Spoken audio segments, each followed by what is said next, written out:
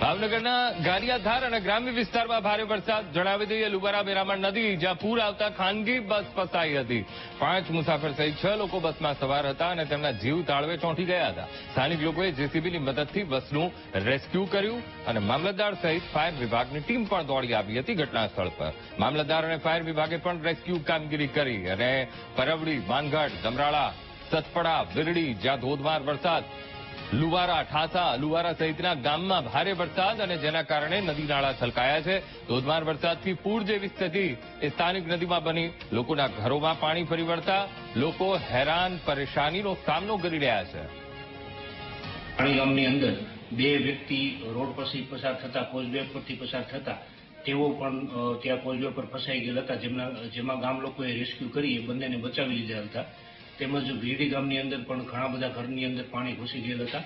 એ ઉપરાંત બપોરે અંદાજિત 1:30-2 વાગ્યાની આસપાસ ગારિયાધારથી લુવારા ગામથી સાવરકુંડલાના ફિફાત ગામ વચ્ચે મેરામણ નદીના બ્રિજ ઉપર એક પ્રાઇવેટ કંપનીની બસ ફસાઈ ગયેલ હતી, જેની અંદર ટોટલ 6 વ્યક્તિઓ ફસાયેલ હતા, જેમાં 5 પેસેન્જર હતા અને 1 ડ્રાઈવર હતા.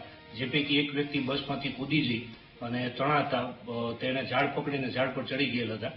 પરંતુ આ 5 લોકો જે અંદર બસમાં બેઠેલા હતા એ લોકોને લુવારા ગામના સ્થાનિક લોકોની મદદથી જેસીબી અને ટ્રેક્ટરની મદદ દ્વારા તાલુકા મામલતદારની ટીમ દ્વારા એ લોકોને રેસ્ક્યુ કરી બચાવી લેવામાં આવેલ હતા.